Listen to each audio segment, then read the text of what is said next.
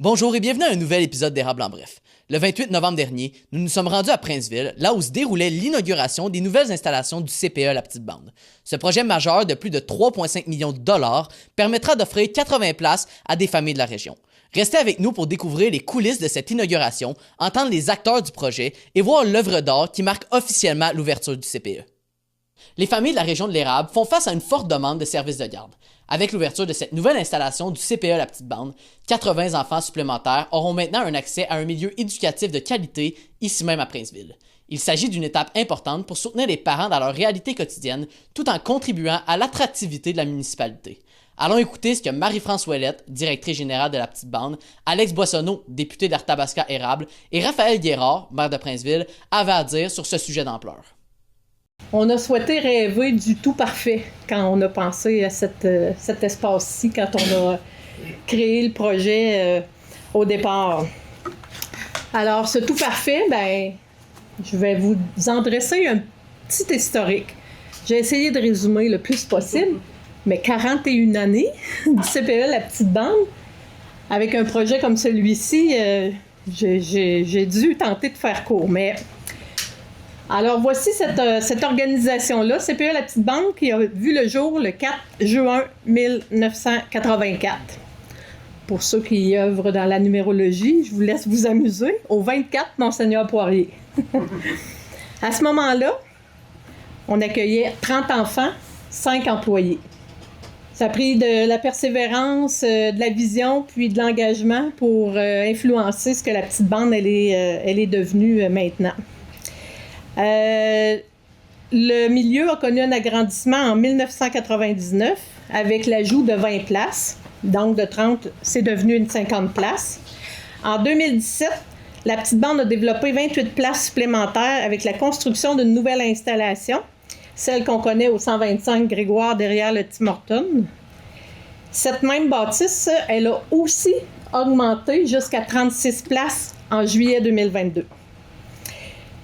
La bâtisse d'origine que vous avez vue, au 24 Monseigneur Poirier, elle a multiplié au fil des ans des ajouts d'armoires, d'équipements, du matériel ludique, informatique. Tout ça, au fil des années, c'est venu réduire l'espace requis de l'aire de jeu pour les enfants. Fait que là, je vous dis des chiffres comme ça, mais on va parler de 969 mètres carrés pour le terrain, de 149 mètres carrés pour la bâtisse. Je parle toujours de l'autre bâtisse. On vivait dans un bâtiment qui, selon les normes, le ruban est pressé, avait un déficit d'espace de 36 mètres carrés, ce qui veut dire une capacité d'accueil de 40 enfants, alors que nous en accueillons 50. Je vous laisse imaginer l'espace qu'il pouvait y avoir dans cette bâtisse-là. Plus ça allait, plus la bâtisse éprouvait de la difficulté à résister à toute la créativité, la frénésie et l'effervescence de ses occupants. Et la liste d'attente s'allongeait. On a atteint jusqu'à 700 noms sur notre liste d'attente.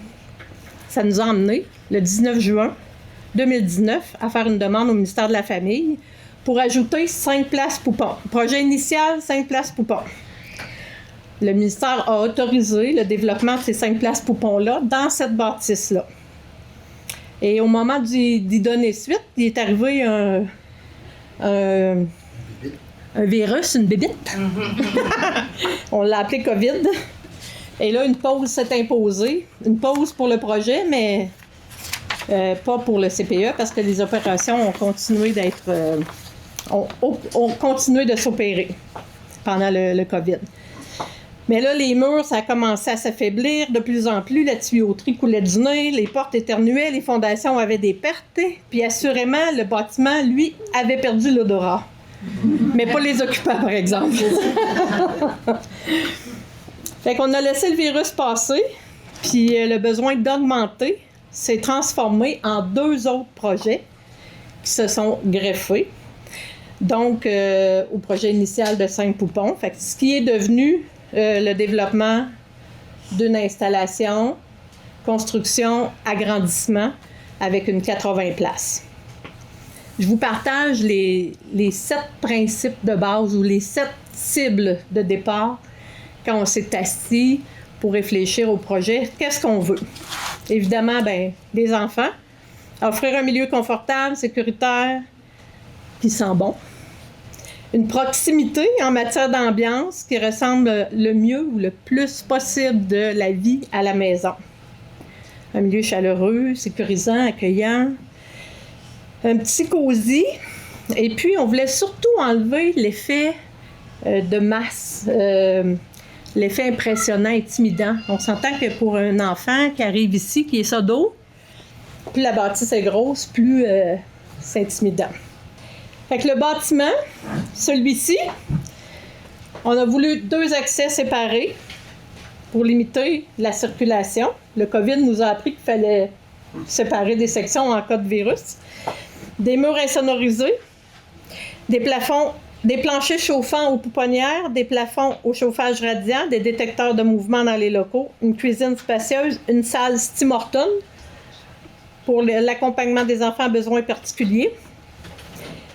Puis, vous avez constaté, si vous avez pu remarquer un petit peu l'architecture avec des formes un peu entrecoupées, la couleur aussi pour couper l'effet de la grande superficie à masse.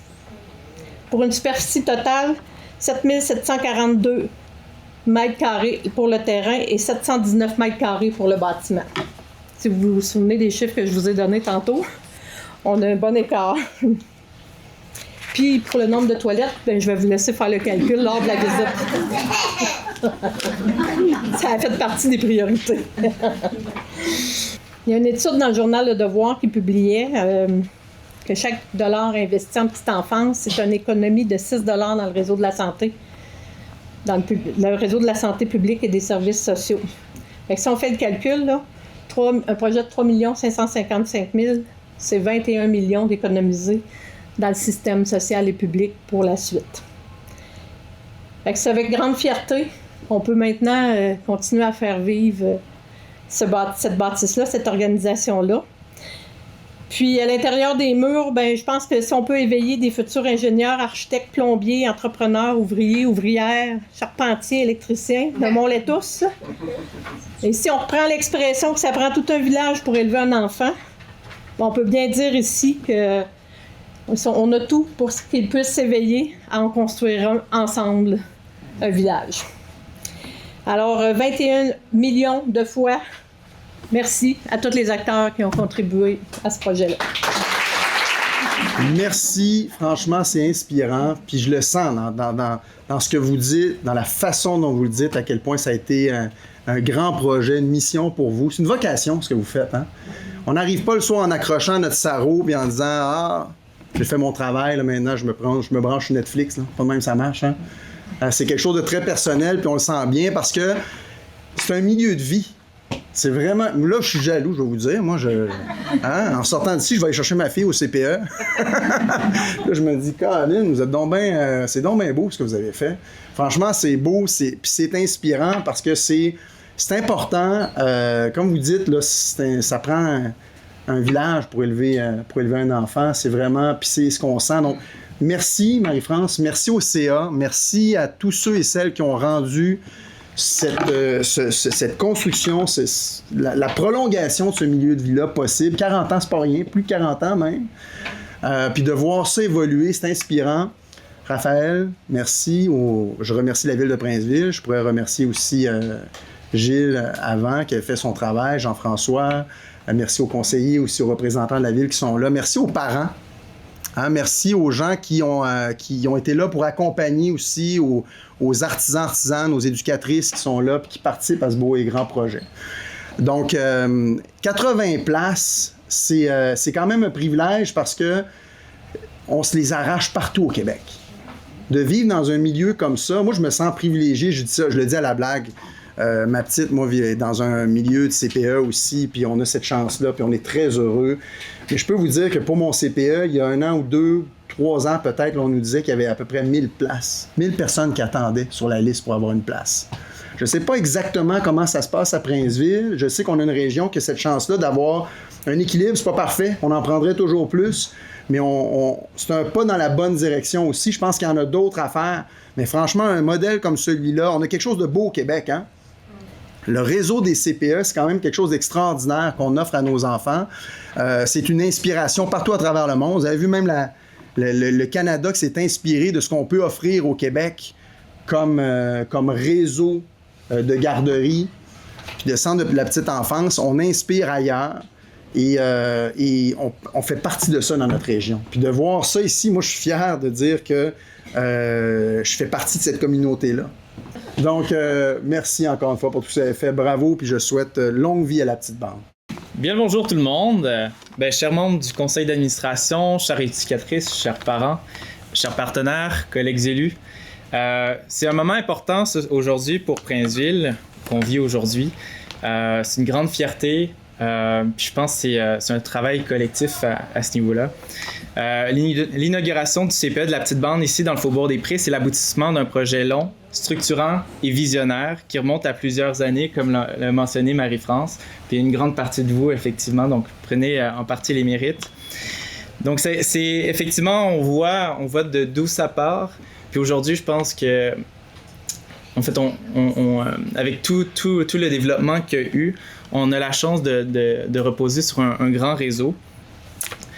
Donc, on inaugure aujourd'hui une nouvelle place, effectivement, pour 80 enfants. Donc, c'est un peu plus de 80 familles, effectivement, qui vont en bénéficier. Puis si je suis aujourd'hui, c'est pour parler au nom de la ville de Princeville. C'est grâce au travail de l'administration municipale précédente, notamment M. Fortier, Danny qui est là aujourd'hui. Ça a été porté, amorcé, soutenu bien avant mon arrivée comme maire. Et je tiens à saluer celles et ceux qui étaient là, bien en place, bien avant. Lorsqu'on entame un mandat, souvent on prend la parole pour ceux qui nous ont précédés. On le fait au nom de ceux qui nous ont précédés. Il faut souligner leur travail. C'est un excellent travail qui a été fait à ce niveau-là. Vous pouvez toujours compter sur le conseil le conseil municipal pour les enfants. Puis je pense que c'est des projets porteurs pour notre ville. Ça dépasse. L'inauguration aujourd'hui, ce CPE-là, ça dépasse les personnes, ça dépasse les époques. Puis je pense que dans plusieurs années, on va se dire, on a la chance d'avoir tout ça.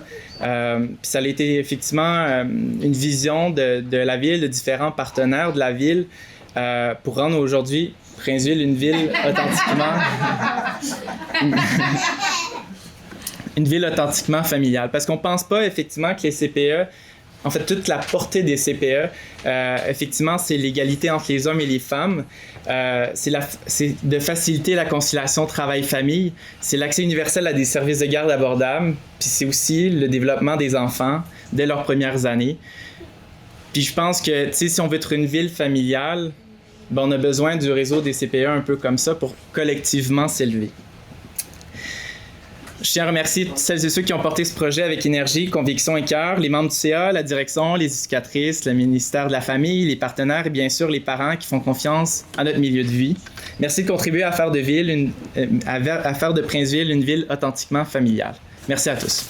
Une fois les allocutions terminées, nous nous sommes tous rendus à l'extérieur pour visionner la coupure officielle du ruban rouge qui marque l'inauguration officielle du CPE La Petite Bande. Alors, on est prêts? Oui. C'est vrai, c'est officiel.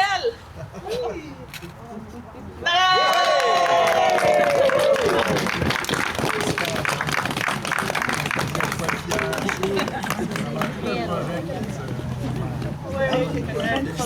Nous avons également eu la chance d'effectuer une petite entrevue avec Marie-France Ouellette dans le but qu'elle nous explique un peu plus la profondeur de ce projet.